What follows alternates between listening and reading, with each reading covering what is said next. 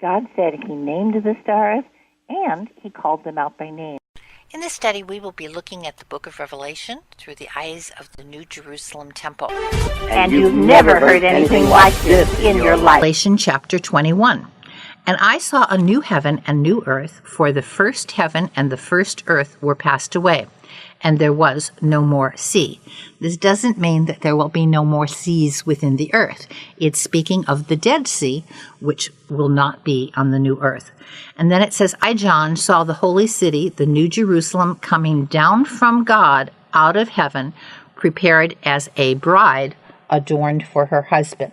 We understand that this is something that we're able to see within the celestial heavens as well. And this is something that we're needing to take a look at as we're supposed to be seeing the New Jerusalem coming down from heaven.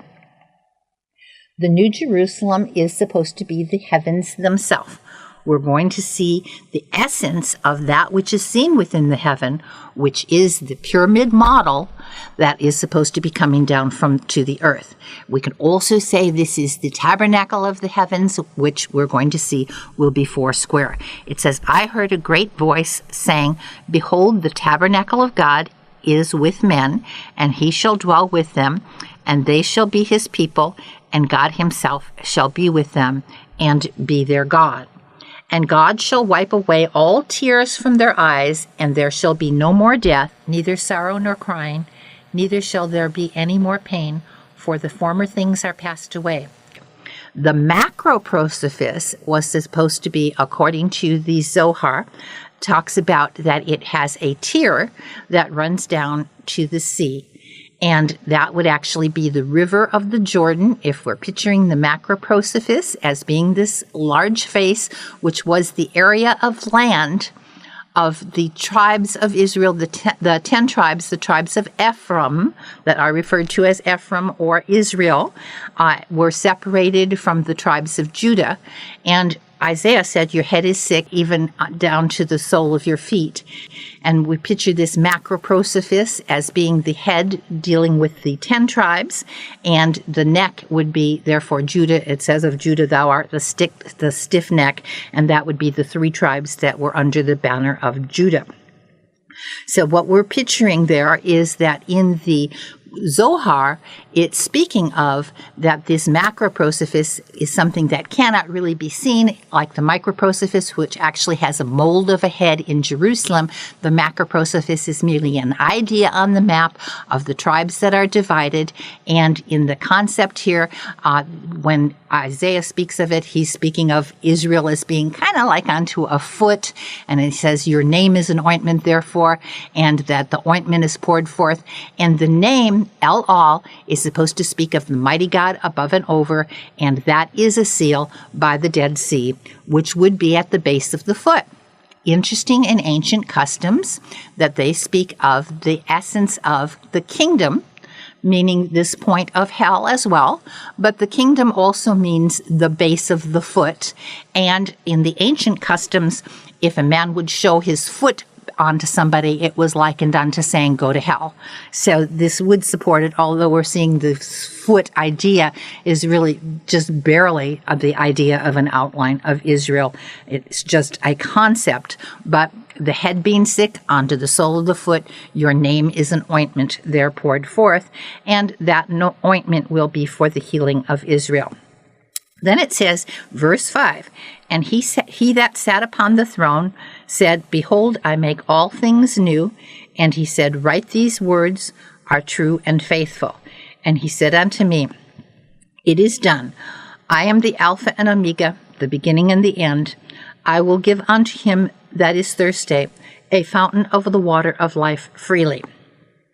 It's really supposed to be standing for Christ, but we understand that Orion, whose Hebrew name is Cecil, meaning the fool, is the fool that shows pictures of the bridegroom. And we're supposed to picture in the apparent travel of the sun that Orion is being raised up as the king.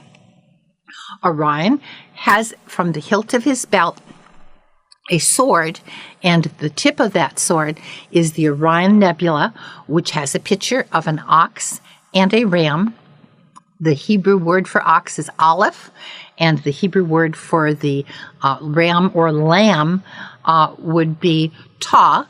In Greek, it is the alpha and the omega. Alpha means ox, and omega would be the altar. Aries, the lamb, was also called Baraziger, meaning the righteous altar. And this has to do with that the four horns of Aries and Taurus make up the four horns of the incense altar. And the Pleiades within the center was supposed to be the representation of the 7 sprinklings that was to be placed upon the altar. And also from the Dead Sea. And it says, he that overcometh shall inherit all things. I will be his God, and he shall be my son. But the fearful and unbelieving, and the abominable, and the murderers, and whoremongers, and sorcerers, and idolaters, and all liars have their part in the lake which is burned with fire and brimstone, which is the second death. Scripture also said, who is a liar but he who says that Christ has not come in the flesh?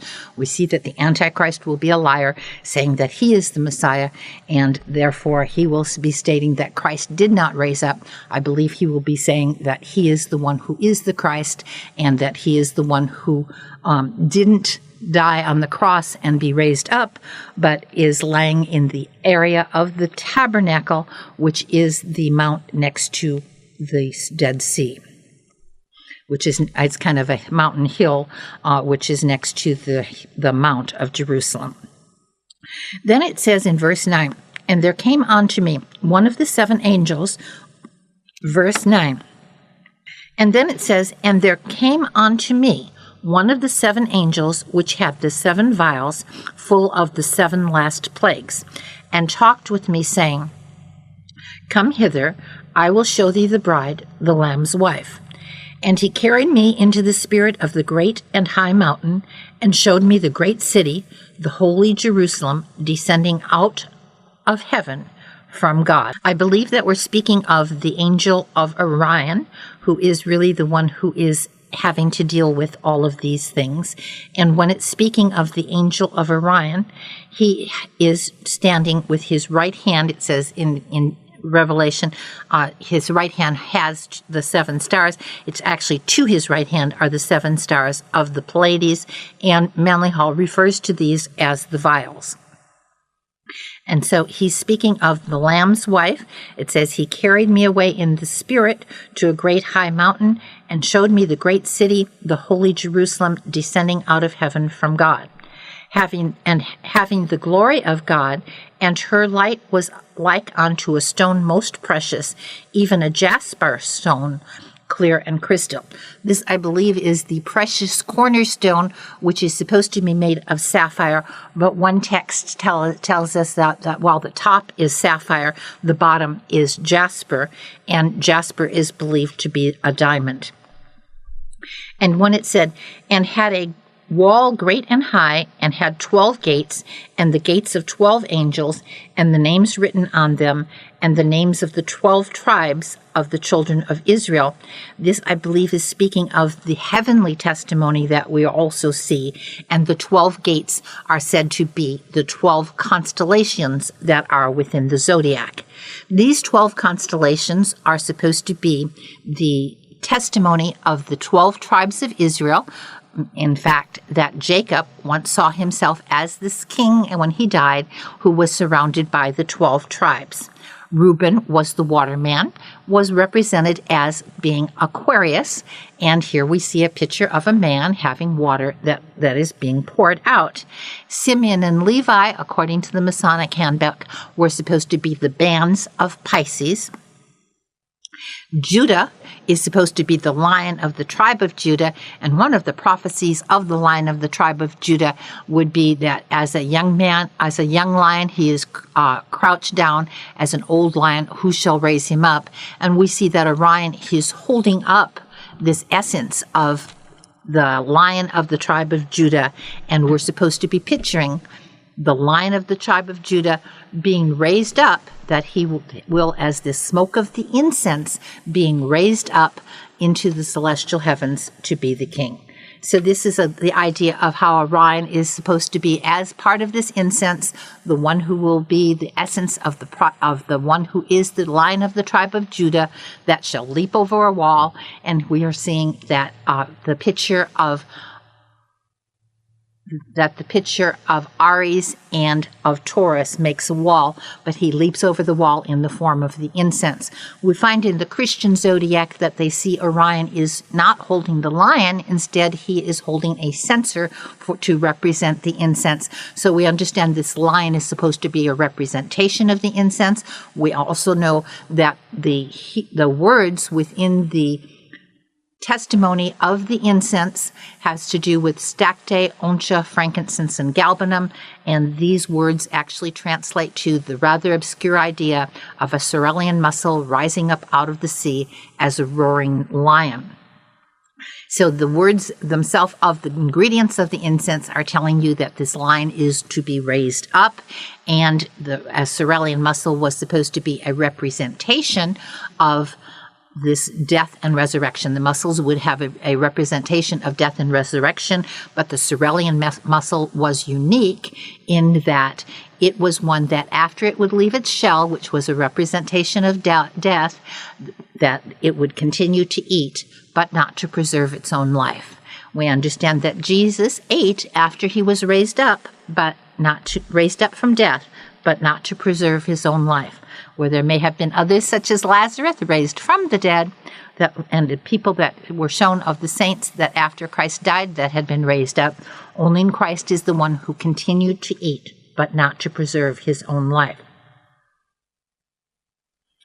And it said, and he carried me away in the spirit to a great and high mountain, and showed me the great city, the holy Jerusalem, descending out of heaven from God, having the glory of God, and the light which was in this light onto the stone, most precious crystal. And then it goes on and talks about verse 13, and on the east 3 gates, and on the north 3 gates, on the south 3 gates, and on the west 3 gates. We understand that the tabernacle that was located at Gilgal had the representation on the north, south, east, and west. These are the 4 major tribes: the Lion of Judah, the ox of Ephraim, the man of which was Aquarius to be Reuben, and the eagle, which was supposed to be the symbol of the tribe of Dan. That being like unto the heavenly testimony. In fact, Gilgal is from the word Gilgalum, which was supposed to be representing the heavens themselves. And also the circular plane of Gilgal was a representation of the zodiac, which was above. As is above, so is below. In verse 14, it's the wall of the city had 12 foundations, and in them the names of the 12 apostles of the Lamb. This would be continued apparently to be speaking of the 12 signs of the zodiac, which will also be symbols then of the 12 apostles of Christ. And it said, and he talked with me, and had a golden reed to measure the city, and the gates thereof, and the wall thereof. And we understand that Orion is the one who was said to have a rod like unto a reed, who was said, rise and measure the temple. And so we actually see that Orion is the one who had the key of life to get out of the pit, and he does rise. And the word measure the temple means to met out the temple. So we picture that he would be the one that we're speaking of as this one who is measuring the celestial temple. And it says, and the city lieth 4 and the length was as large as his breadth. He measured the city with a reed, 1,000 cubits furlongs, and the length and the breadth of the height and the height of it are equal. Celestially, this would be representing a cube, which would be the zodiac, but also we would see within Jerusalem, this is supposed to represent a larger area of land for Jerusalem than it has now. It goes on, verse 17, and it says, and he measured the wall thereof, and 144 cubits, according to the measure of a man, that is of the angel. And the building of the wall of it was of jasper, and the city was pure gold, like unto clear glass. And the foundations of the wall of the city were garnished with all manner of precious stones. The first foundation was jasper, the second sapphire, the third a chalcedony, and the fourth of emerald, the fifth of sardonyx, the sixth sardius, and the seventh chrysolite, the eighth beryl, the ninth topaz, the 10th a chrysoprasus, and the 11th a jacinth, and the 12th of an amethyst. And the 12 gates were the 12 pearls. Every gate was one of pearl. The street of the city was pure gold, as it were translucent glass. I believe this is speaking of the celestial heavens, because Manly Hall stated that the 12 gates that were of pearls were really the 12 constellations within the celestial heavens, but it may have an application to the earth as well. One thing interesting is that we're speaking of 12 precious stones, and each of the tribes of Israel had precious stones that were on the breastplate of the high priest, and these precious stones may be the things that we're seeing also as being the 12 constellations within the celestial heavens. We'll also see that Aquarius has the definitions that would apply to the high priest, that in the little meaning of the high priest and his breastplate, it actually tells you that he has water pouring out over his thigh, and we see that within this picture of Aquarius, and also Aquarius seems to have a breastplate of the zodiac itself crossing over his chest. So we could picture this as being a representation of the high priest as well, and of the 12 tribes of Israel that are supposed to be seen as well. Interesting to note that in the tribe of Dan was the only tribe that when you would look into his symbol of the gemstone, that you would see yourself upside down. And this, I believe, has to do with the essence of this face, that is, that Dan shall be the judge, and it's the idea of bringing forth this face, which is seen upside down, that Isaiah said, surely your turning of things upside down shall be esteemed as potter's clay. And he speaks of the face of Jacob that will not wax pale, and this has to do with this face as well. Next it says in verse 22, and I saw no temple therein, for the Lord God Almighty and the Lamb are the temple of it. And the city had no need of the sun, neither of the moon to shine on it, for the glory of God did lighten it, and the Lamb is the, I believe we're speaking of Christ here. And the nations of them which are saved shall walk in the light of it, and the kings of the earth do bring their glory and honor into it. And the gate of it shall not be shut at all by the day, for there shall be no night there, and they shall bring the glory and the honor of the nations into it, and therefore shall in no wise enter into it in anything that defileth, neither whatsoever worketh abomination or maketh a lie, but they which are written in the Lamb's book of life.